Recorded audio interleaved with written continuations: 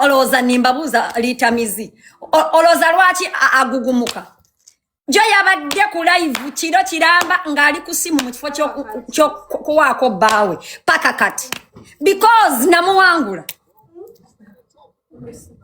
owulira kukakasa I'm telling you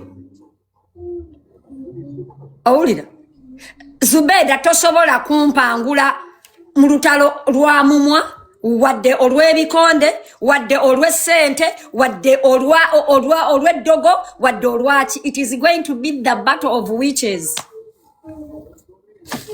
I'm telling you.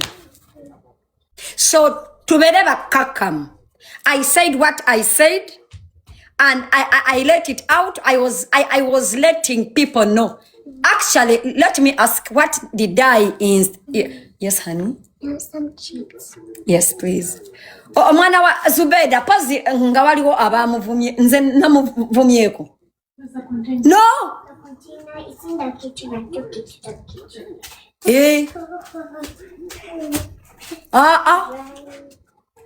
Battle of witches.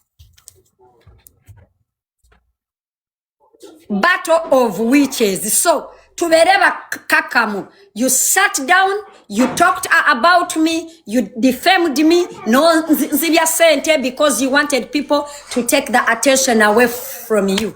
Guess what? Guess what?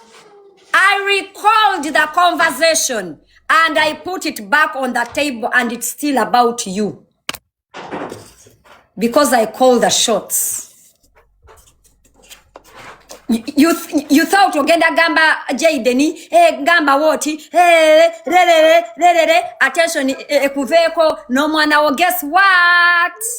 I recalled the conversation and you are still being discussed. The internet is still talking about you in both good and bad ways.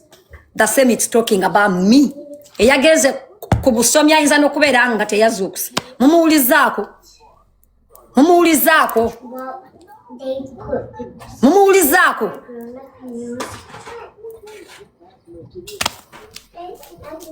It's still about me and you. Tewakola research. Era nsasira nnyo omuntu.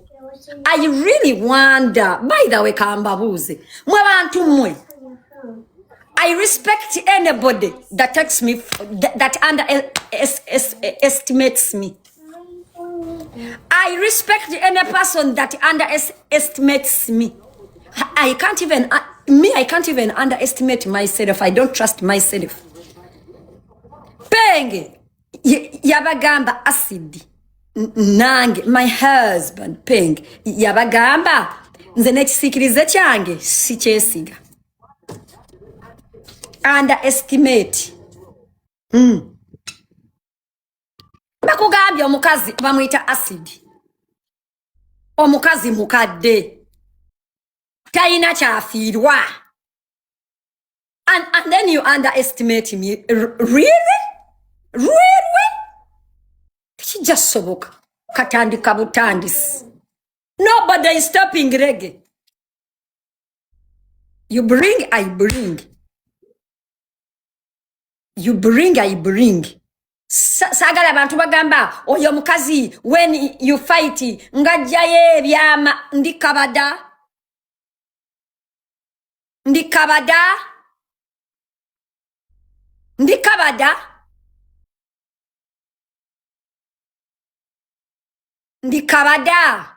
olaba gwe tosobola kubeera kabada. Why do bakugambye bampita Accid sirina mukwano nina omutima omubi.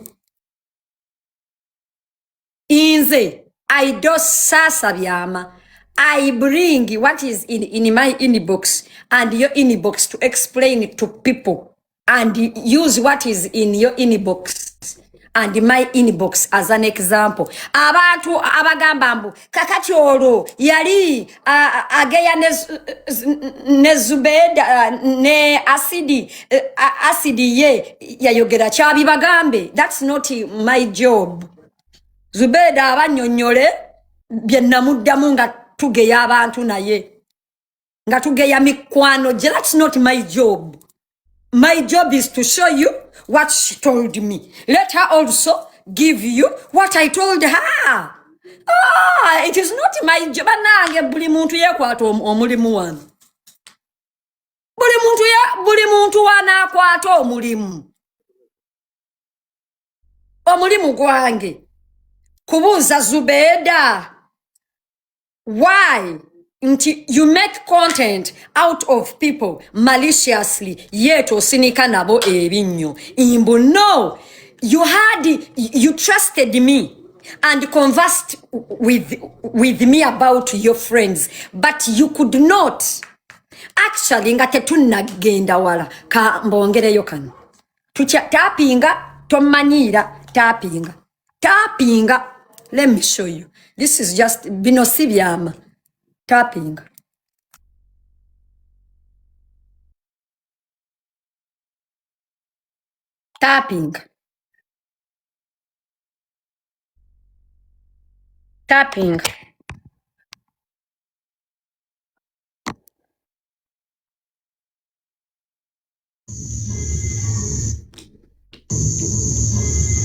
Aulida, you come here.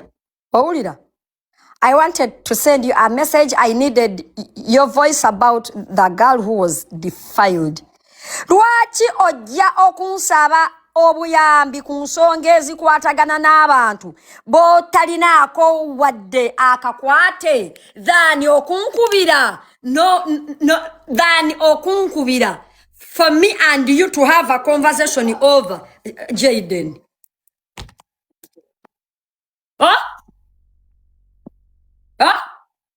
Osobola okunkubira nkukwatiremu ssebo ba minister, nkukwatiremu poliisi ya Uganda, nkukwatiremu ani tosobola kunkubira nti owaya kasente ka Jaden. Sasa byama mpa example nyinyonyola abantu. Nyinyonyola abantu nti you had access to me. Eranze Jaden namuvuddeko dda because you used him. You motherfuckers, you used that boy. And you know. Kasajja katu nekatuukanga pressure ekaliwa nenu. Namumwogeze ebintu ebitakwatagana. Azze n'agamba saagula motoka. Teyabagamba wano nti teyagula motoka. The previous waliwo video abantu nga bamulabye nga ali mu motoka. Omwana n'agamba I didn't buy a car. Right? Am I right? Omwana na abagamba I didn't buy a car. Yeah? The first video abantu nga bamugambye mbuyagula emotoka. Wait, let me get it. Yabagamba nti teyagula. Later nayogera bwati yegaana tesigenda kwetonda. Ulira wogo simu tukayo nagivuga siyegaana tesigenda kwetonda. Wogo simu ki? Simu sango. Yes, abantu abasinga mwagala tutambuliza ku ransom olw'obuntu obuki obuli petty obutono. Sente zammwe it is now petty. Okumuwa sente nga yeetaaga obujjanjabi. You cannot hold him at ransom because of obusonga buli petty. Ulira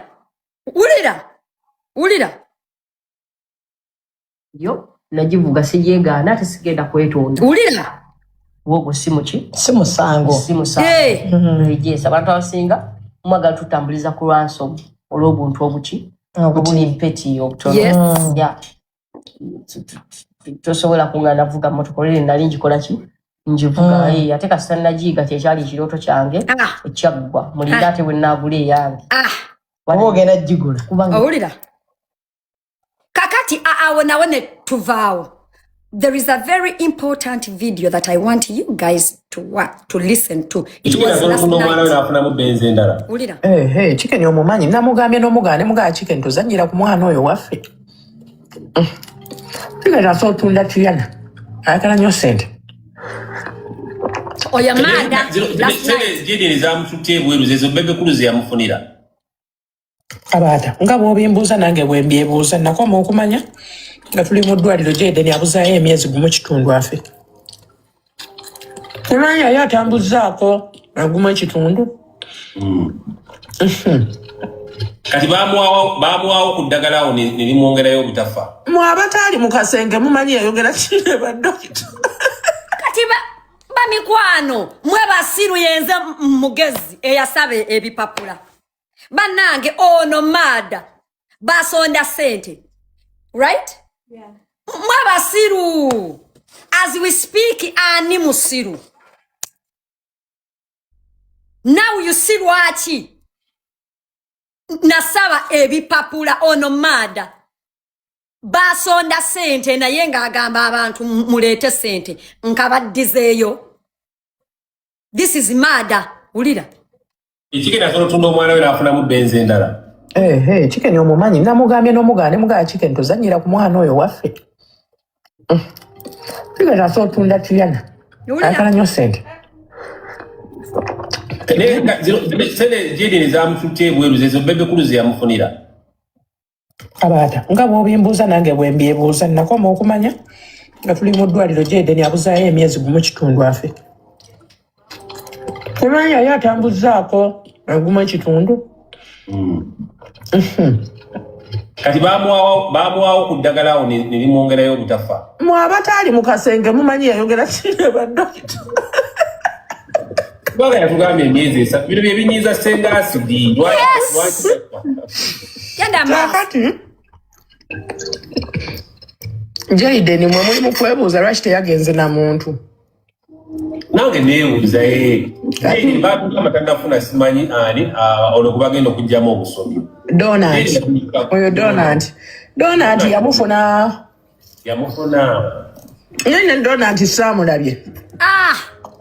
Oba agenda musangayo ye. Aba yasoose genda kulambula gye bagenda omukolerako emikolo.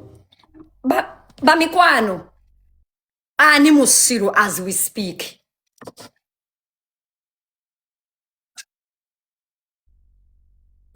Olaba omuntu eyateekako n'ateekayo feesi ye ne basonda nga yali n'omulwadde wano akugambye yasemba wulira olinga abulwayo emyezi esatu okufa. Nga batambuddeko gumu ne bamubuuza abasawo bamuwaka obujjanjabiko nze ati ali mu kasenge manyi ki byeyogera n'abasawo ye gwe kasodda ndaba mbuuza gwe matako that was questioning me. How sure are you that omu oba mu ttiimu yaabwe tewaliwo muntu eyaŋŋamba nti Senga there is no paper kabadi? How sure are you? The only thing is I cannot expose my source because that wouldn't be fair. How sure are you that amongst the Kantu team, tewaliwo yaŋŋamba? How sure are you? Because I talk to all of them.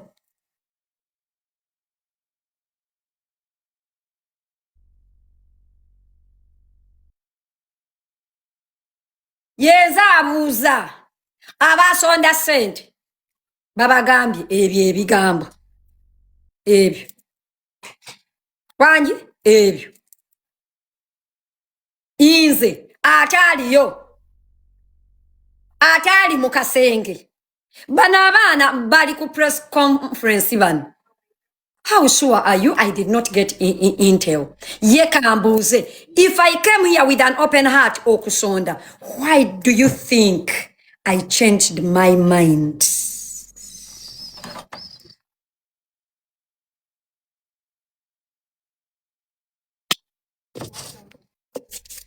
And I said I am holding on to the money.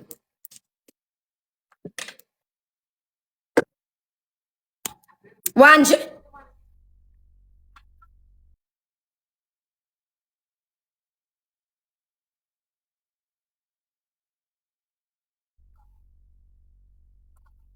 kakati mbaddiseeyo kano mukawulira bulungi.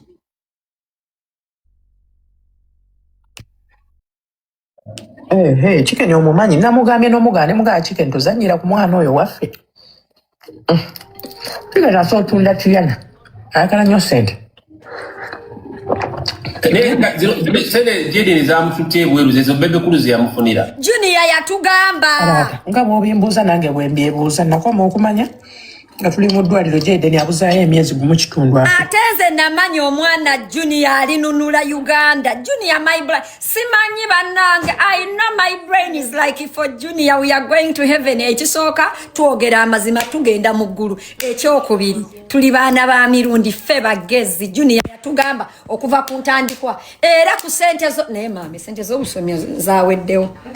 Bannange abatutte ku sente z'obusomyo mukomyewo ko tuterekereko pressure bw'anaava mu kkomera tumuweeko pressure abantu bano wammanga n'oyo kabaatamizi yagaana okusonda yabigaana owulira Junior hamuddale pressure bagamba teri kusonda abaana ne babyambaliramu engatto owulira ne bambi bakazi battu ne bakola obuntu ne basonda ne bavuma abantu ne bakola bati tugende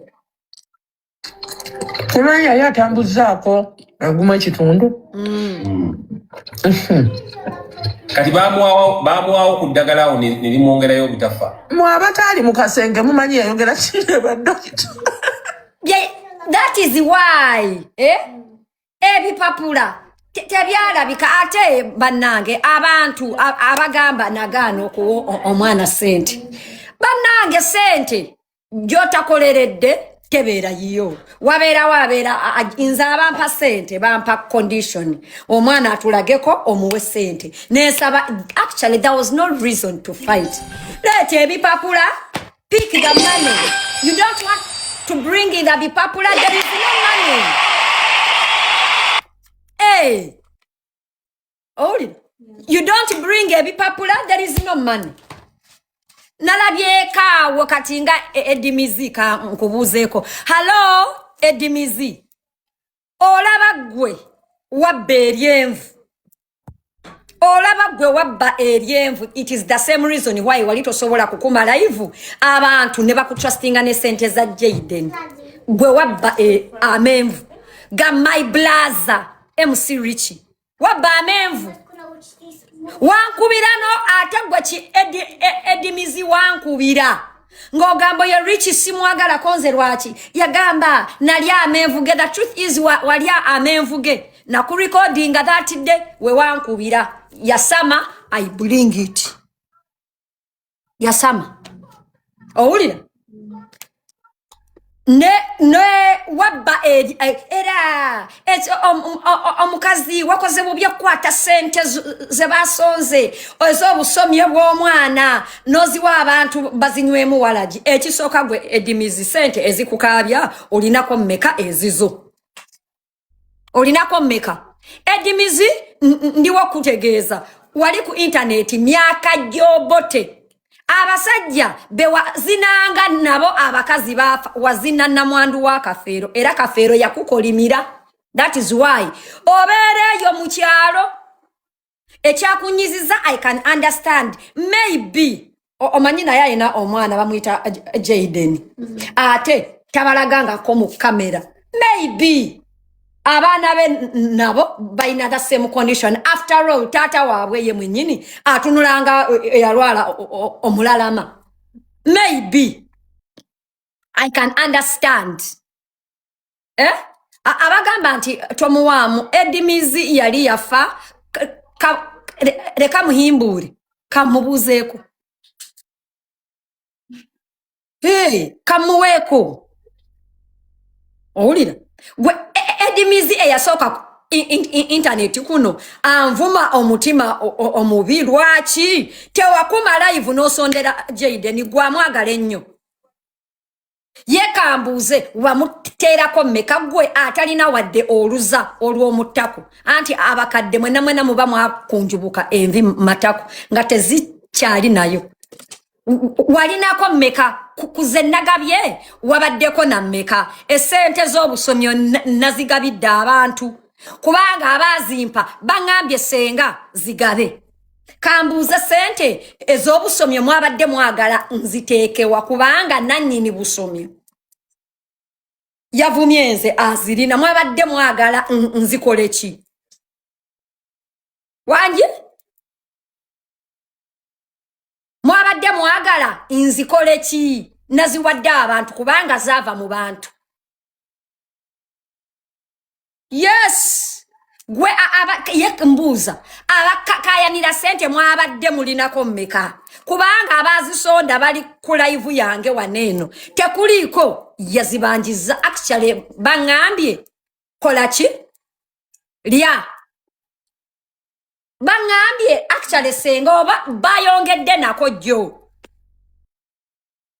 wano abantu abasonda banyongeddeko baŋŋamba senga zirye temwabaddeko wano jjo nenziwa abantu bazirye naziwadde abantu nenyongera namu okwagala kubalaga nti what is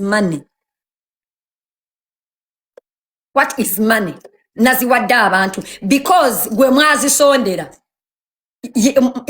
yali not that yali azidiza yali ababba era Jaden ne tiimu yo mwabbye sente za mu 7 kadem Jaden ne tiimu yo I don't care who is involved mwabbye sente ya mu 7 mwabbye mu 7 buli omu yatutteko percentage ekyo tekigenda basanyusa mwabbye sente mwabbye sente naye nze ez'abagoberezi bange nazibasesemeza bwe busungu obwabakutte mwabbye sente naye temwabbye zange oba ez'abagoberezi bange mwabbye sente za mu 7 ate muŋŋende kompola nja basiikulira fitina paka India nja basiikulira fitina we don't know ebintu bya sente za government webite webitambula bibeera percentage biba you stole Museveni's money mukwano city satenze simala googera ekintu bwe nkiremerako simala googera tugende maaso bano beba sonda sente bano emyezi bino byebinyiza Senga Accid lwaki kakati Jaden mwe muli mu kwebuuza lwaki teyagenze na muntu nange neebuuza bantu amatannafuna simanyi ani olwo kubagenda okugyamu obusomi oyo Donald yamufuna nene Donald saamulabye bantu beba oba agenda musangayo ye aba yasoose genda kulambula gye bagenda omukolerako ebiko kati wano egero kuli gye mwali mugenda omukolera luli gye bakwatira omwana wa Zubeda yali yaki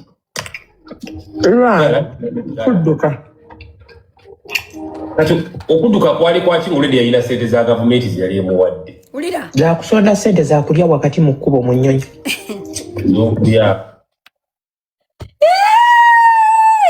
zakusonda sente za kugula bunyama erukaya wabula Mada I love you banange Mada yakoledde abantu Mada ogunde Mada ogunde tugende maaso munyonyi tobayi munyonyi era ontuuka n'oyimirira ne mugula ebyo wandiika nti Mada sikkabada Mada jju tugende maaso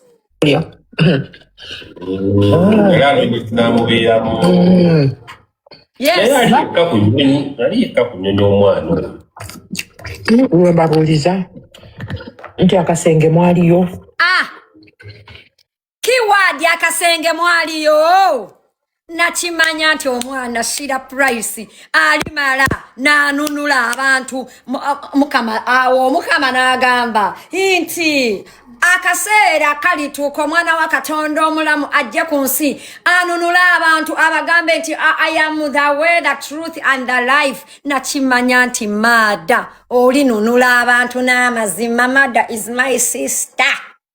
So nakimanya Maada is my eranze Maada Zubeda yali akungeeza ngamba why is she gossiping about my sister? Maada nakimanya mbuno olinunula eggwanga lino.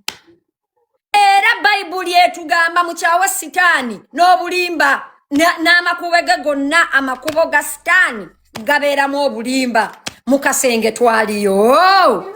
Hey, tetwali mukasenge.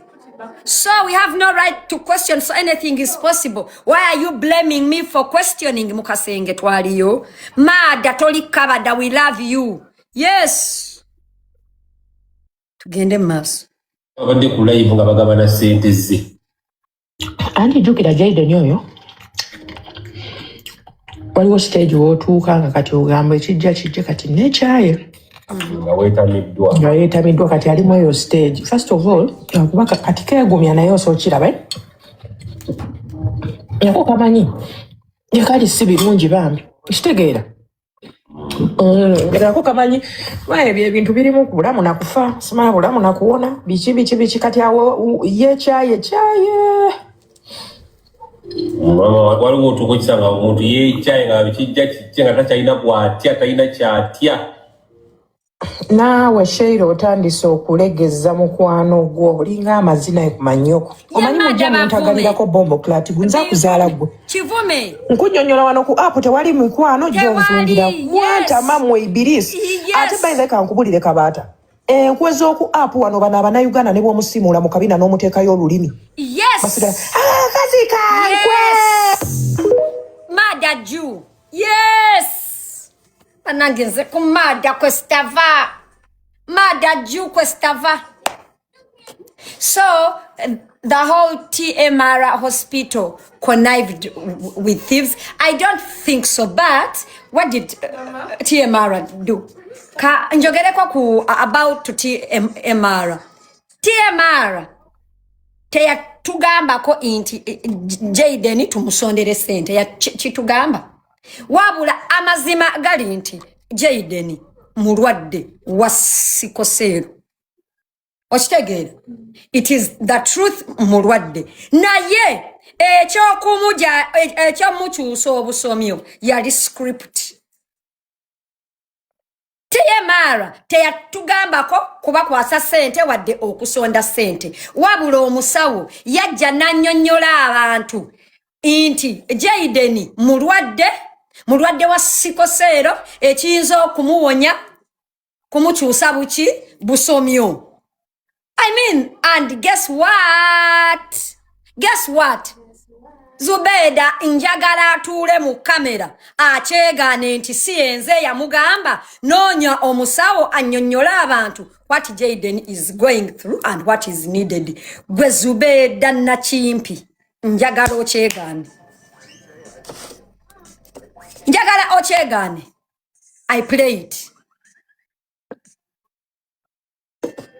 Because a lot of people were like sikosero agenda kufa a lot of people ngabamanyi sikosero tawona sikosero, and I'm like, no, get a medical doctor anyonyola abantu what sikosel is, what Jaden is trying to explain to people. So TMR as a hospital cannot be held accountable for his fraud. It cannot be. It cannot be.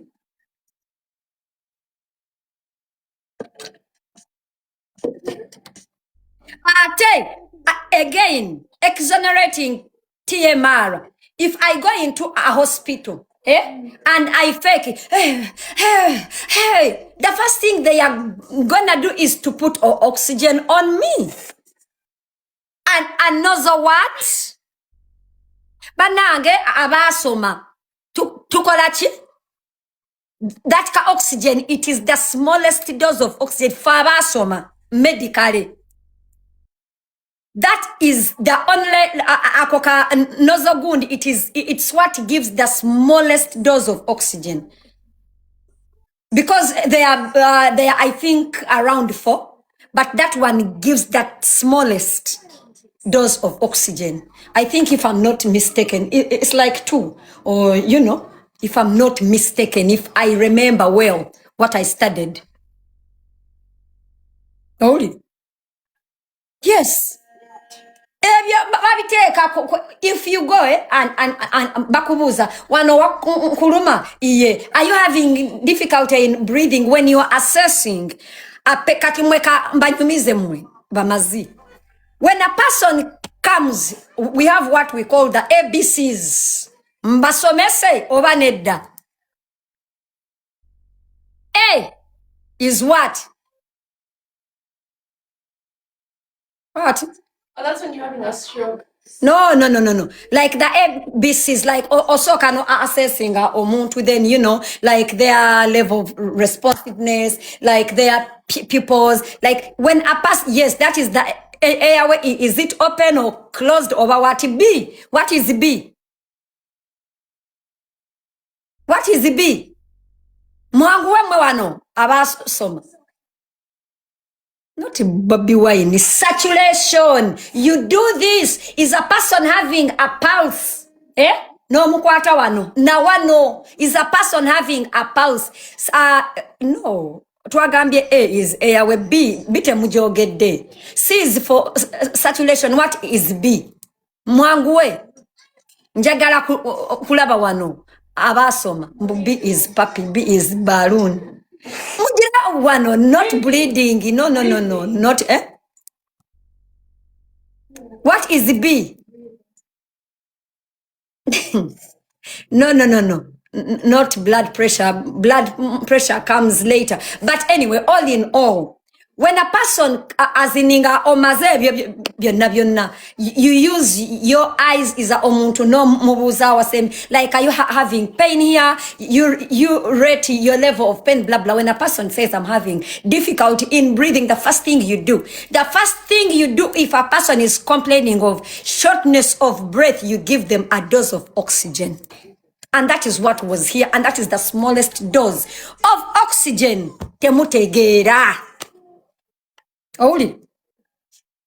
So any person, even if ngukuluma nga or like doctor, I'm having shortness of breath, and that can anybody can say doctor mbako omuka ne bakuteekako that nozzle canal, that one.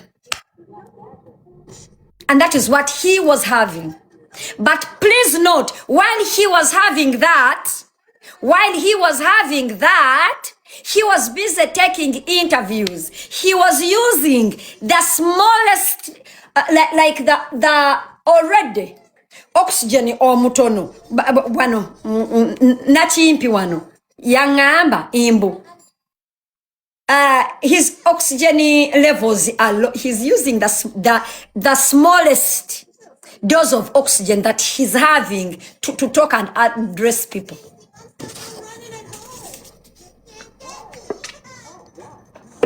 Imagine.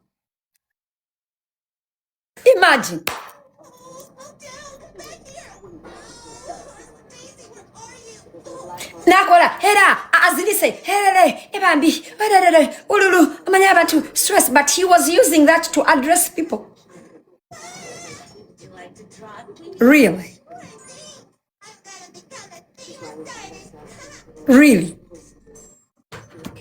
nabalaba nengabaha. It is time for me to ask for documentation. So any doctor, when a person comes in complaining of shortness of breath, obakale, even when like omuntunga olaba akugamba I cannot breathe well, that is the first thing you do. It's part of first aid.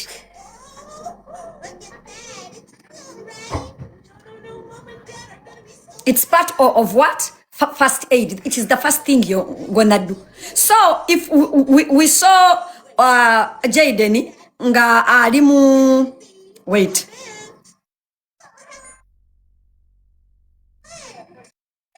Nake.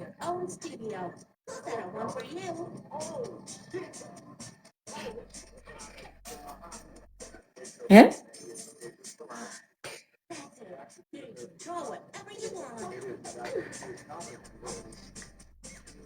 Hold it.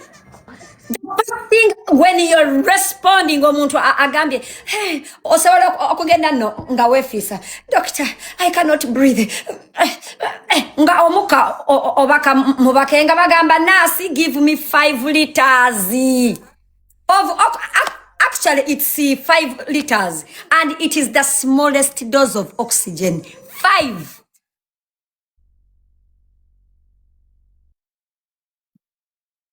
Not 1 liter. I think it's 5, if I'm not mistaken. If I remember well. So we cannot hold TMR accountable. If I come as a patient and I am complaining of shortness of breath, it is what it is. I am gonna give you oxygen. And in the medical field, before you even do any tests, you listen to your what? To the patient. What is the patient saying? Before the tests and anything else.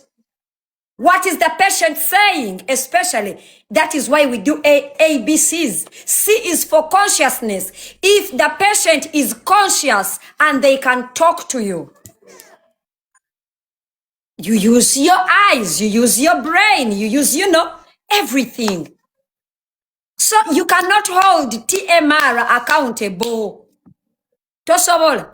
Era bo omugaso gwabwe nti bannange batuletedde ono omwana ne batu as nga tawulira ki bulungi but omwana I told everybody the guy is sick clearly. He's aina sickle cell. Yes, we can see.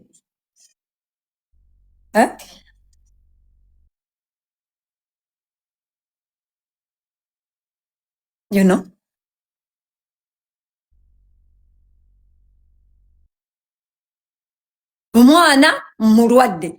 But ascertaining if he needs the bone marrow is even on Google. That the only thing that can cure sickle cell anemia is a bone marrow transplant. That is why the fools had it.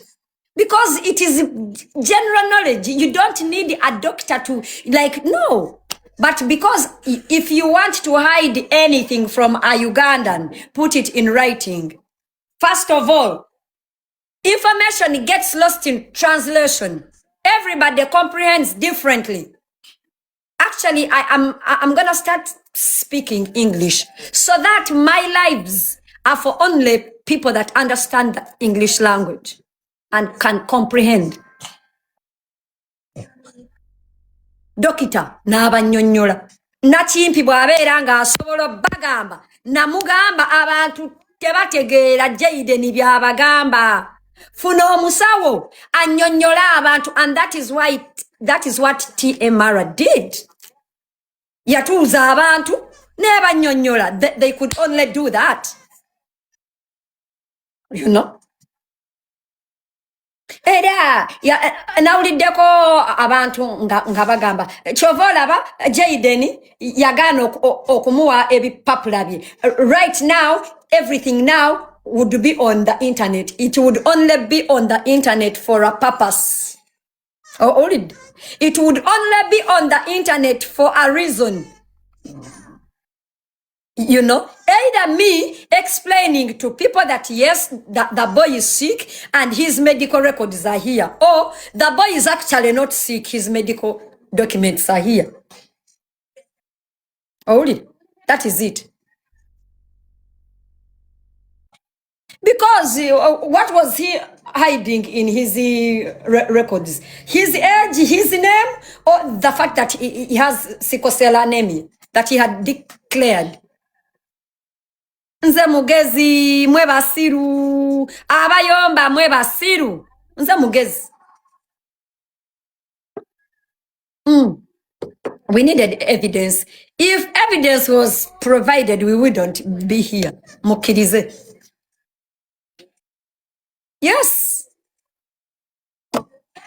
Yes. If evidence was provided, we wouldn't be here. Abayomba muyombe banange ba moderator temu blocking wabula mu mutinge kadama atasoma. Muri basibu. Nze mugezi.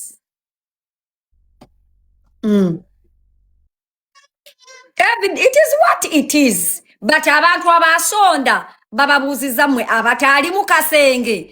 Omanyi kyoli bye yayogera n'abasawo, meaning there could have been what we call conspiring. What is conspiring? Ekigenda tolutunda omwana we n'afunamu benzi endala. Chicken omumanyi namugambye n'omugane mugaa chicken tozanyira ku mwana oyo waffe. Ngera so tunda tuyana. Ayagala nnyo ssente.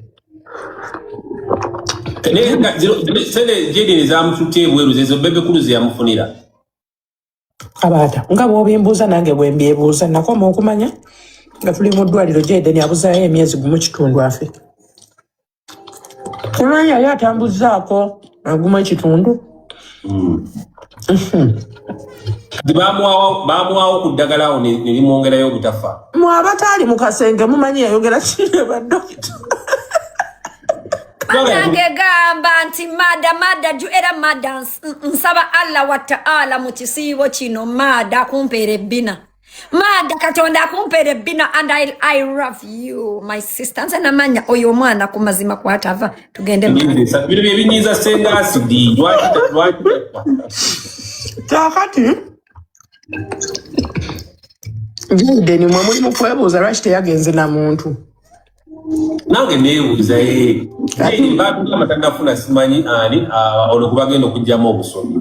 Donald oyo Donald yamufuna. Nyine Donald saamulabye. Oba agenda musangayo ye. Aba yasoose genda kulambula gye bagenda omukollerako emikolo. Mada ju. Kati wano ebigendo kuli gye mwali mugenda omukolera luli gye bakwatira omwana wa Zubeda yali yaki? Kudduka. Kati okudduka kwali kwaki ng'oledi yalina ssente za gavumenti ze yali emuwadde? Zakusonda ssente zakulya wakati mu kkubo mu nnyonyi. Mu nnyonyi tobayi mu nnyonyi olina wontuuka n'oyimirira ne mugula ebyokulya. Era n'amubeeramu. Erukaya. Aliyika ku nnyonyi omwana. We mbabuuliza nti akasenge mwaliyo. Tetwaliyo. Naye Kyakoze bonna babadde ku live nga bagabana ssente ze. Andi jjukira Jayden oyo waliwo stage wootuuka nga kati ogamba ekijja kati nekyaye nga yeetamiddwa kati alimu eyo stage. First of all kuba kati keegumya naye osookiraba yako kamanyi yakati si birungi bambi kitegeera. Ate ekintu kye nalaba mu bintu by'akantu abaana ba kantu nabagamba mu kantu mulimu abaana n'ebyana. Tai, can I please have something to put on the lips, either balm or something? Thank you. Britex or something. Mukantu mulimu abaana n'ebyana mwe bantu mwe omuna Uganda ayinza okuyuzinga like a condom. Naye nga amazima agamanyi mutima n'atakuttirako wadde bw'ati eriiso. Nga waliwo abantu nga babiri oba basatu gwenga oli eyo sebo. You are advocating like a fool nenga ba mazima mutima bagamanyi. Kati bana ba mada, they had no idea. Olaba mada was genuinely putting out a cause for a friend. Tebamanya bo. Tebamanya.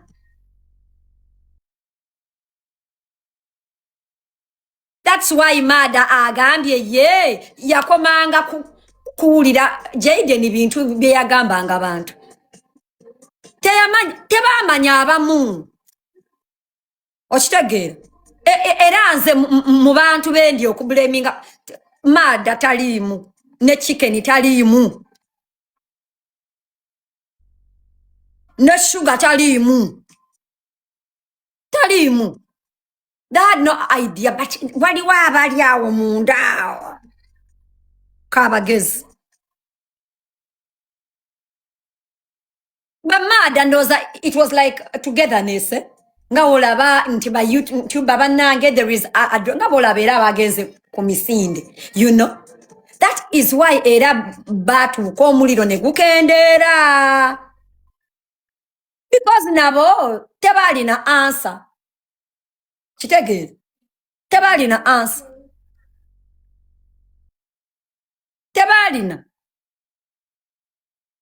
tebalina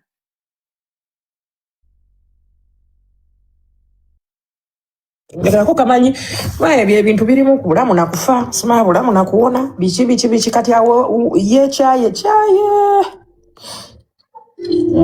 waliwo otuuka okisanga omuntu yeekyaye nga kijja kijja nga takyalina bw'atya talina kyatya naawe Sheila otandise okulegeza mukwano gwo tebamanya obuzibu bw'akantu mulimu abaana n'ebyana those are the things that Junior was complaining about you get inti waliwo omuntu internet gwevoola and they are not bothered ne waberawo omuntu naye nga tiktoka munnaabwe okitegeera kambaweyo example najja sirabangako nga tuvuma maada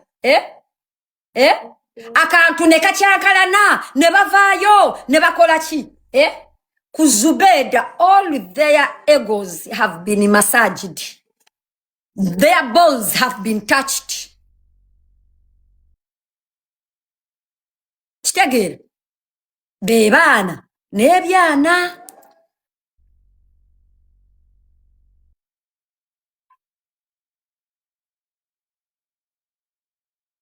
so all in all even people like Junior they had their reasons they had what their reasons abaana b'akantu saagala babeera mu nnyo inze nkyali ku nsonga yani Jaden era bampayiriza mbu nasibanga muvuma mbu neŋŋamba afaddi that was not me kubanga era bambi nali sasonda sente kumwagaliza kufa nali njagala awone actually much as omwana oyo yampeebudde nanvuma mwagaliza awone mwagaliza awone ave mu bulumi akomewo having a functioning life you know maybe he will also, you know, do something in return for, you know.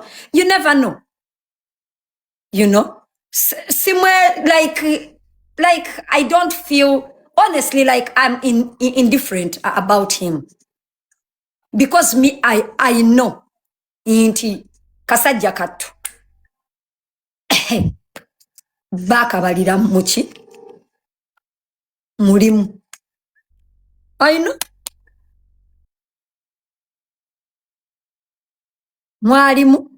Mulimu abaana n'ebyana mu kantu naye guno gwali mulimu tebigenda basanyusa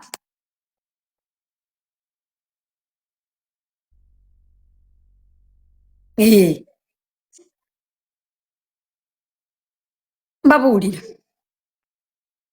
so tubeere bakakkamu bantu bange it is what it is. I collected Jaden's money. I did not give it to him because I needed documentation that he did not give me. And if he refused to give it to me, that there was no reason I was going to give him that money. Case closed. And as we speak, the money is not in my pocket. It's back to the public. Ate, chabalumye nti sente.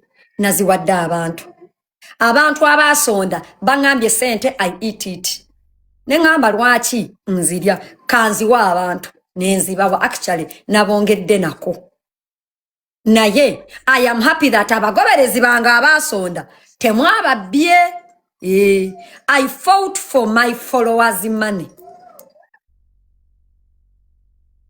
era I'm sure ne Maada eddoboozi lye de yateekayo n'atuuka nga ate tamanyi kidda abantu bababulinga into silence.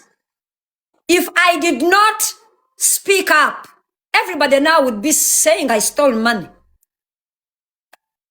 Ate eriye abantu abatasobola ntalo olaba kati Maada yeekazaana akola ate Maada tasobola ntalo.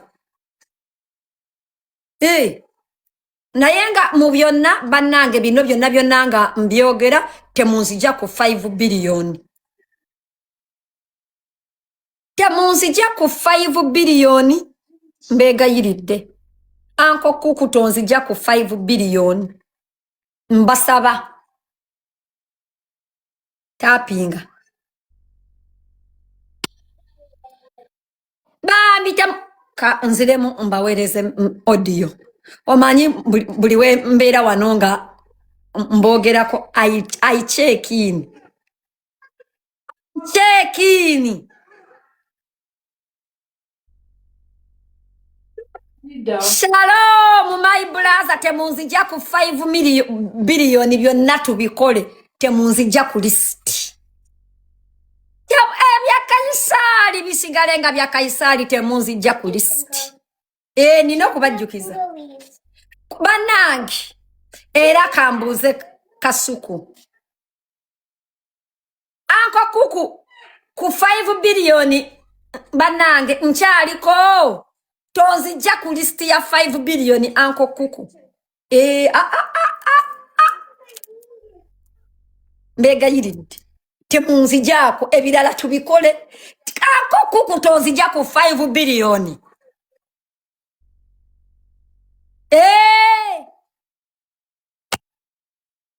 Naye mmwe Kuku yagambye Natasha inti as we wait for the 5 billion tezinnavaayo.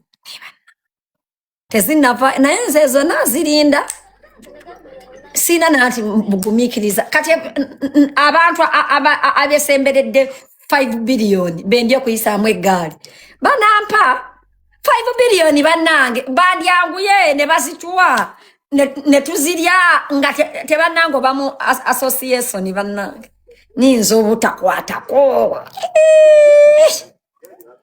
tebazija ku listi baana bange eyo kanveeyo tapinga mbaleetera olwansambya bannange nzijukidde nti nkyagala okubeera ku listi eyo kanveeyo bannange Jaden lwaki wayingirira olugambo lwansambya nali neetegeka mbaleetere olugambo lwansambya laba akaana bannange bwe kagamba mbu nabbye miliyoni 2 tekyansanyusa nengamba why let me first handle this mutapinge kale bannange nkimanyi ate n'ekirala Zubeda inze naawe twevume toyimirira mu kkubo lyange lya biliyoni 5 kuba siza nnyoko za jjajjaawo ate nga ne jjajjaawo nange jjajja wange siza nnyoko oba kitaawo sente za jjajja waffe Museveni tokikola Zubeda omanyi kakazi gw'olina omutima omubi toyingirira sente zange tokikola Kazubeda gwe abantu Zubeda bulijjo mwali mwamuko wa mutyo kati ebifaananyi bya famire ya Zubeda ne bajja ba Zubeda mwandetedde byaki mwakoze kyaki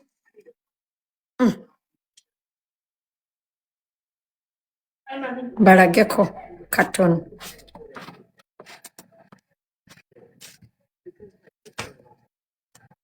mulimba Zubeda mwali mwamuko wa mutyo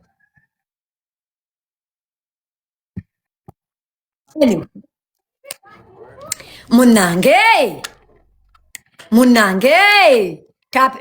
temungamba mbu navudde ku listi amaanyi gajja bwe mugamba mbu navudde ku listi amagulu nga gatandika okunfamba temukikola mujja kummalamu gaasi ne live njijjeku